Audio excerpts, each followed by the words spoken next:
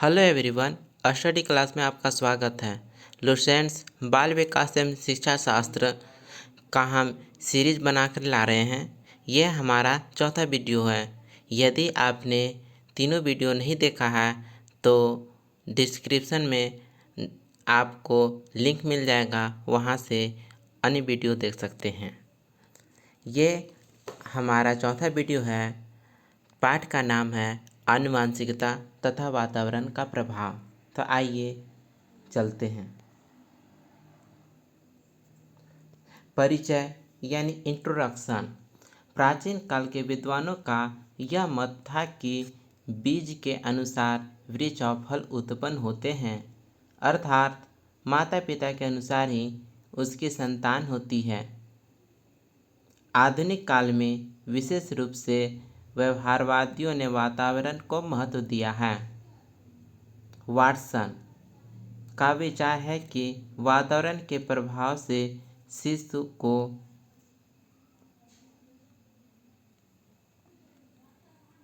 Doctor, वकील, कलाकार, नेता आदि कुछ भी बनाया जा सकता है। भले ही शिशु का आनुवंशिकता कुछ भी हो तथा एक समाज के व्यक्ति शारीरिक और मानसिक दृष्टि से असमान होते हैं।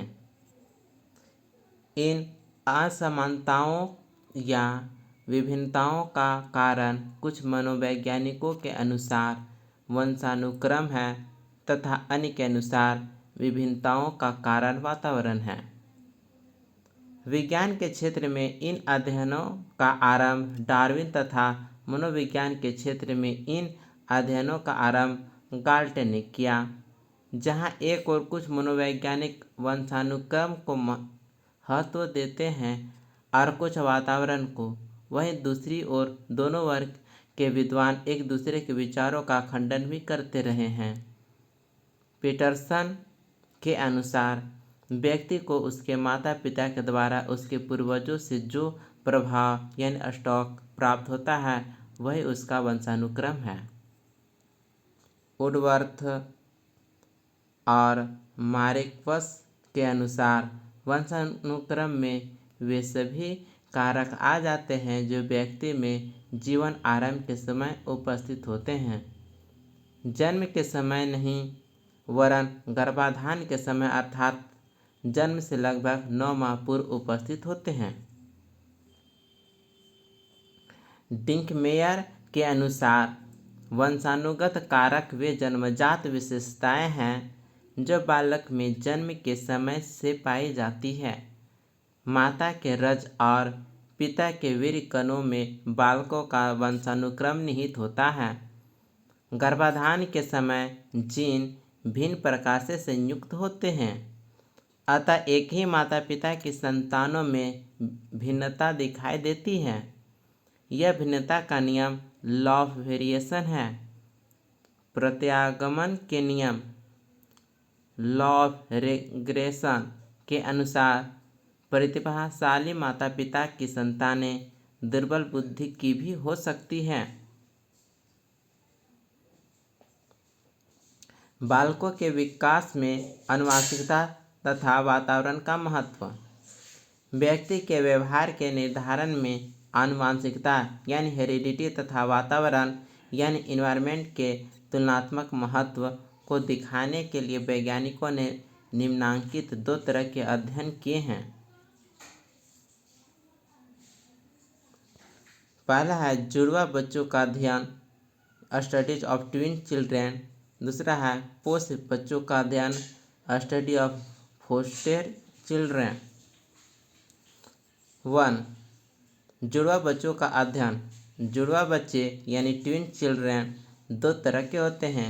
एकांकी जुड़वा बच्चे यानी आइडेंटिकल ट्विन चिल्ड्रेन तथा भ्रातीय जुड़वा बच्चे यानी फ्रैटर्नल ट्विन चिल्ड्रेन। एकांकी जुड़वा बच्चों की आनुवंशिकता यानी हेरिडिटी बिल्कुल ही समरूप यानी आइडेंटिकल होती है, क्योंकि ऐसे बच्चे का जन्म माँ के एक अंडाणु के गर्भित होने के फलस्वरूप होता है। कोशिका विभाजन यानी सेल डिवीजन के दौरान एक ही गर्भित अंडाणु किसी कारण से दो स्वतंत्र भागों में बंटकर दो बच्चे को जन्म देता है। ऐसे बच्चे या तो दोनों लड़का या दोनों ही लड़की होते हैं।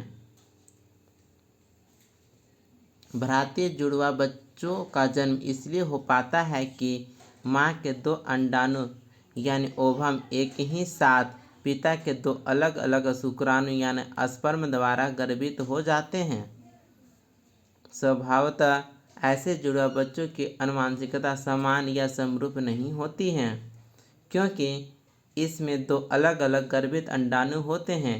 ऐसे बच्चों का यौन यानी सेक्स कुछ भी हो सकता है, अर्थात एक लड़का या एक लड़की या दोनों लड़का या दोनों लड़की। मनोवैज्ञानिकों ने आनुवंशिकता तथा वातावरण के तुलनात्मक महत्व को दिखाने के लिए जुड़वा बच्चों पर अध्ययन किया, जो इस प्रकार है। एकांकी जुड़वा बच्चे जिनका पालन पोषण एक समान वातावरण में हुआ है। गेसेल तथा थॉमसन ने इस पर अध्ययन किया। इन्होंने अध्ययन के आधार पर यह निष्कर्ष दिया कि व्यक्तित्व का निर्धारण वातावरण की समानता तथा आनुवंशिकता की समानता दोनों के आधार पर होता है। एकांकी जुड़वा बच्चे जिनका पालन पोषण अलग अलग वातावरण में हुआ है। यह अध्ययन मनोवैज्ञानिक न्यूमैन, फ्रीमैन तथा हाल्जिंगर ने किया। इन्होंने अध्ययन के आधार पर यह निष्कर्ष निकाला कि व्यक्तित्व कुछ भी आनुवंशिकता द्वारा तथा कुछ वातावरण द्वारा निर्धारित होता है। अतः व्यक्तित्व आनुवंशिकता तथा वातावरण दोनों की अंतःक्रिया यानी इंटरैक्शन द्वारा निर्धारित होता है। 2. पोष्य बच्चों का अध्ययन। मनोवैज्ञानिकों ने पोष्य बच्चों का अध्ययन करके वातावरण तथा आनुवंशिकता हेरिडिटी के तुलनात्मक महत्व का अध्ययन किया है। इस अध्ययन के द्वारा मनोवैज्ञानिकों ने दो प्रश्नों का उत्तर देने का प्रयास किया है। क्या पोष्य बच्चों के व्यवहार में अपने वास्तविक माता पिता के व्यवहार से अधिक समानता होती है? यदि अनुकूल वातावरण में ऐसे बच्चों को रखकर पाला पोसा जाए तो क्या उनके कुछ खास गुणों जैसे बुद्धि आदि में परिवर्तन आता है? पहले प्रश्न के संबंध में मनोवैज्ञानिक बर्क्स, स्केल्स और स्कोडक ने किया। इन सभी वैज्ञानिकों के अध्ययन के बाद यह निष्कर्ष निकाला गया कि बुद्धि के निर्धारण में वातावरण तथा आनुवंशिकता दोनों का महत्व है, न कि किसी एक का। दूसरे प्रश्न के संदर्भ में मनोवैज्ञानिकों ने कुछ अध्ययन करके यह दिखा दिया कि पोष्य बच्चे यानी फोस्टेड चिल्ड्रेन को कुछ अनुकूल वातावरण यानी फेवरेबल इन्वायरमेंट मिलने पर उनकी बुद्धि के स्तर में थोड़ी सी वृद्धि होती है। एच. गैरेट का विचार है कि यह निश्चित है कि वंशानुक्रम और वातावरण एक दूसरे को सहयोग देने वाले प्रभाव या कारक है तथा दोनों ही बालक की सफलता के लिए आवश्यक है।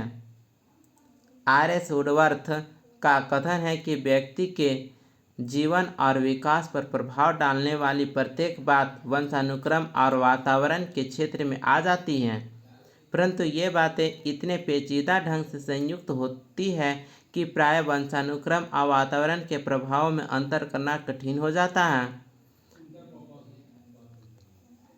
अतः बालक के व्यक्तित्व और व्यवहार को समझने में वातावरण और वंशानुक्रम की पारस्परिक अंतःक्रियाओं इंटरैक्शन तथा इन प्रभाव से संबंधित कारकों की अंतःक्रियाओं को समझना आवश्यक है। वंशानुक्रम एक निर्धारक कारक है तथा वातावरण एक सामान्य शक्ति या कारक है। दोनों ही कारक एक दूसरे के पूरक हैं। अब नेक्स्ट पढ़ते हैं आनुवंशिकता के नियम यानी लॉ ऑफ हेरेडिटी। आनुवंशिकता की क्रियाविधि का वर्णन करने के लिए जोहान ग्रीगर मेंडल ने महत्वपूर्ण कार्य किया। उन्होंने विभिन्न तरह के मटरों को संकरित यानी क्रॉसिंग कर आनुवंशिकता के आधारभूत नियमों का प्रतिपादन किया। मेंडल ने अपने विस्तृत प्रयोगों के परिणाम को 1866 में प्रकाशित किया, लेकिन कई कारणों से उनके प्रयोगों की ओर 1900 ईस्वी तक लोगों का ध्यान बहुत नहीं गया। 1900 ईस्वी में ही 3 शोधकर्ता नीदरलैंड, ऑस्ट्रिया तथा जर्मनी में स्वतंत्र रूप से प्रयोग कर उसी परिणाम पर पहुंचे जिस पर मेंडल 34 साल पहले पहुंच चुके थे। इन 3 शोधकर्ताओं ने मेंडल के नियम को वैध ठहराया और उन्हें आनुवंशिकता का आधारभूत नियम की संज्ञा दी। मेंडल ने इस आनुवंशिकता में 2 नियम सम्मिलित हैं। ए, पृथक्करण का सिद्धांत यानी प्रिंसिपल ऑफ सेग्रीगेशन। बी, स्वतंत्र छँटाई का सिद्धांत प्रिंसिपल ऑफ इंडिपेंडेंट असॉर्टमेंट। पृथक्करण का सिद्धांत यानी प्रिंसिपल ऑफ सेग्रीगेशन यह बताता है कि जो गुण पहली संकर पीढ़ी यानी फर्स्ट हाइब्रिड जनरेशन में दबा रहता है या छिपा रहता है वे समाप्त नहीं हो जाते बल्कि बाद में संकर पीढ़ी के कुछ सदस्यों में दिखाई देते हैं। पृथक्करण के सिद्धांत में उनका कहना था कि दबे हुए गुण अन्य गुणों के साथ मिलकर अपना अस्तित्व नहीं खो देते हैं, बल्कि एक पीढ़ी से दूसरी पीढ़ी, फिर दूसरी पीढ़ी से तीसरी पीढ़ी तक अपने मूल रूप में अलग अस्तित्व यानी सेग्रीगेटेड एग्जिस्टेंस बनाए रखते हैं। मानव शिशुओं में पृथक्करण के सिद्धांत का क्रियान्वयन स्पष्ट रूप से होता पाया गया है। विशेष रूप से आनुवंशिक रोग यानी जेनेटिक डिजीज में इस सिद्धांत की क्रियान्वयनता देखने को मिलती है। स्वतंत्र छँटाई का सिद्धांत यानी प्रिंसिपल ऑफ इंडिपेंडेंट असॉर्टमेंट यह बताता है कि किसी एक आनुवंशिक गुण यानी जेनेटिक ट्रेट का वितरण दूसरे आनुवंशिक गुण के वितरण से प्रभावित नहीं होता, अर्थात स्वतंत्र होता है। जैसे मेंडल ने अपने प्रयोग में पाया कि मटर के पौधे के फूल का रंग, मटर के फली यानी पोर्स के आकार, डंठल की लंबाई इत्यादि गुणों से स्वतंत्र यानी इंडिपेंडेंट होता है। व्यक्तियों की आनुवंशिकता के संबंध में निम्नलिखित बिंदु महत्वपूर्ण हैं। ए, बालक की आनुवंशिकता में सिर्फ उसके माता पिता की देन नहीं होती, बल्कि बालक की आनुवंशिकता का आधा भाग माता पिता से, 1/4 भाग दादा दादी से, नाना नानी से, शेष भाग परदादा परदादी, परनाना परनानी इत्यादि से मिलता है। अर्थात एक शिशु पूर्णतः अपने माता पिता पर ही निर्भर नहीं करता, अपने पूर्वजों के गुणों को अपने में कुछ हद तक सम्मिलित किए रहता है। बी, क्रोमोसोम्स सदा जोड़े में रहते हैं। क्रोमोसोम्स में जीन भी जोड़े में होते हैं। इन्हीं जीन के आधार पर शिशुओं के गुणों का निर्धारण होता है। सी, किसी भी नवजात शिशु को 23 क्रोमोसोम्स माता से तथा 23 क्रोमोसोम पिता से मिलते हैं। इस तरह कुल 46 क्रोमोसोम्स बालक या नवजात शिशु में होते हैं। इनमें 24 जोड़े यानी 44 क्रोमोसोम्स बालक या बालिका में आकार एवं विस्तार में समान होते हैं। इन्हें ऑटोसोम्स कहा जाता है। 23वां जोड़ा यौन क्रोमोसोम्स यानी सेक्स क्रोमोसोम्स होता है, जो बालिका में समान अर्थात XX होता है, परंतु बालक में भिन्न अर्थात XY होता है। Y क्रोमोसोम्स X क्रोमोसोम्स की अपेक्षा छोटा होता है तथा इनमें X क्रोमोसोम्स की तुलना में कम जीन होते हैं। मानव में शिशु के यौन यानी सेक्स का निर्धारण माता पिता द्वारा होता है, न कि माता द्वारा।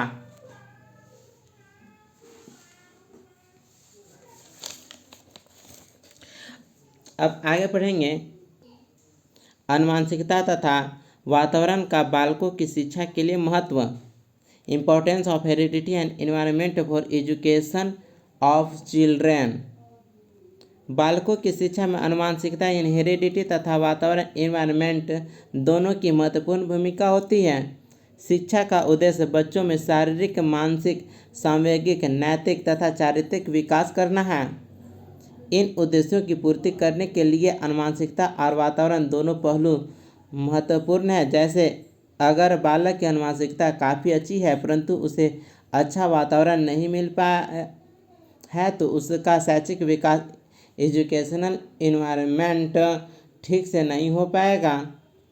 यदि बालक आनुवंशिकता के दृष्टिकोण से निम्न या पिछड़ा हुआ है, परंतु उसे यदि एक अच्छे वातावरण जैसे अच्छे स्कूल में शिक्षा दीक्षा दी जाए तो तुलनात्मक दृष्टिकोण से उसका विकास भी उतना श्रेष्ठ नहीं होगा।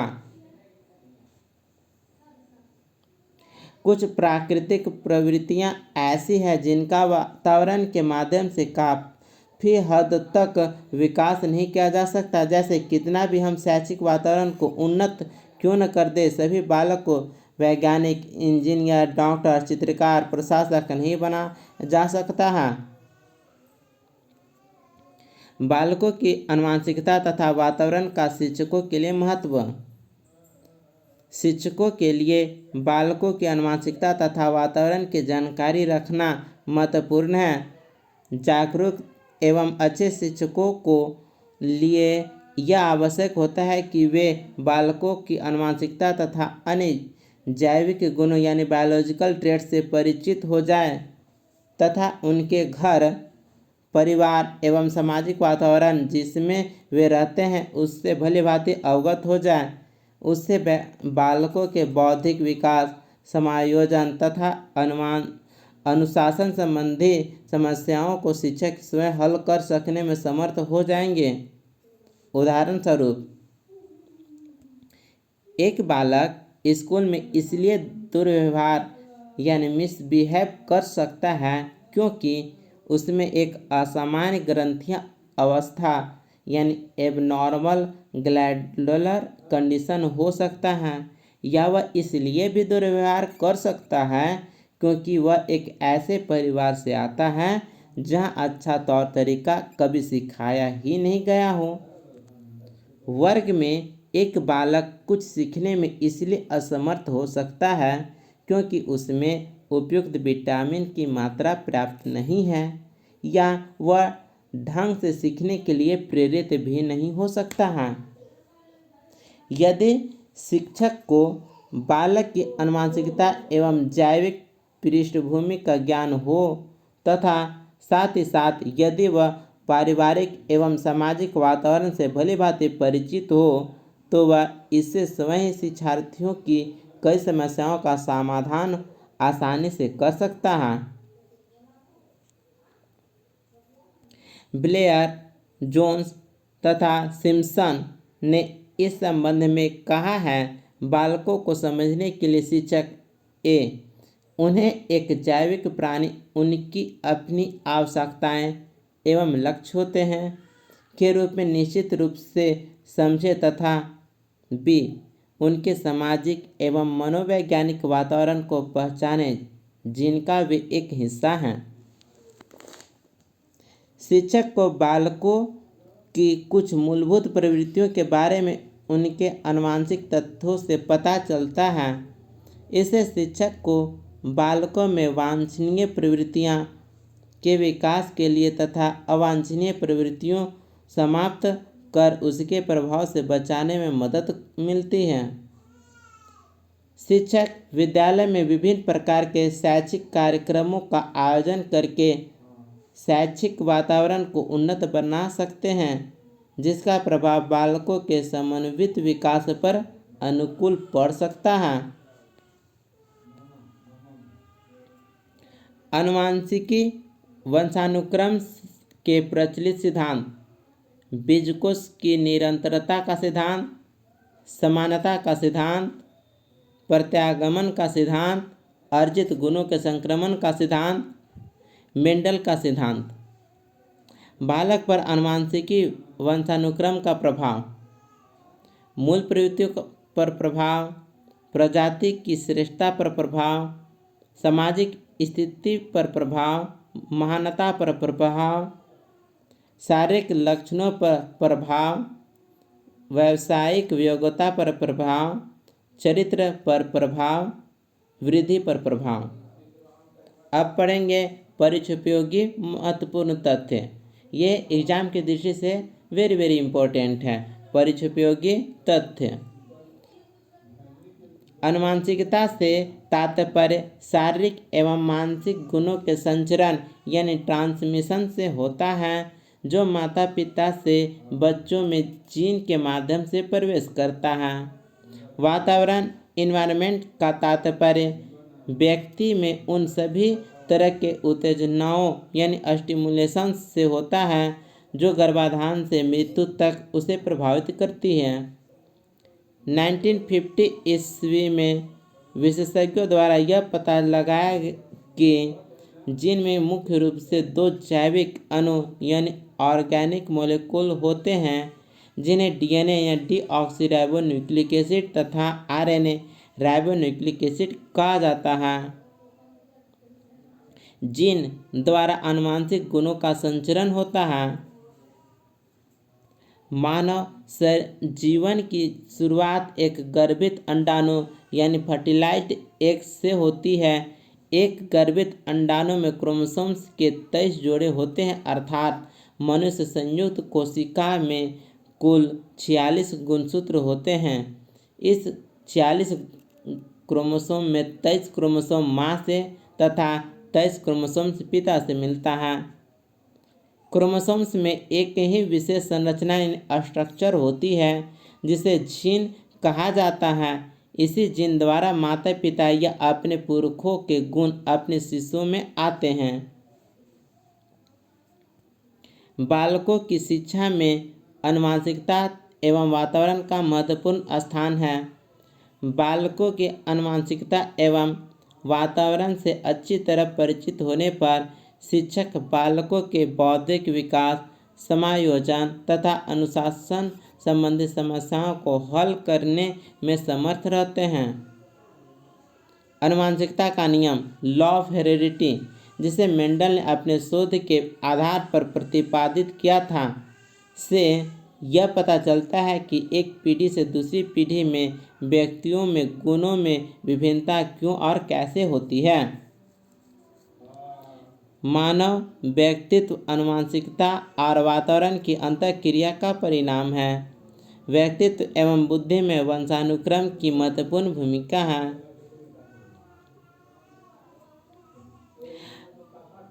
सूजन शास्त्र का पिता फ्रांसिस गाल्टन को कहा जाता है, उन्होंने 1883 ईस्वी में सूजनिकी शब्द का पहली बार प्रयोग किया। सूजन शास्त्र में मानव के आनुवंशिक गुणों के सुधार से संबंधित अध्ययन किया जाता है। डाउन सिंड्रोम एक आनुवंशिक या क्रोमोसोम जनित विकार है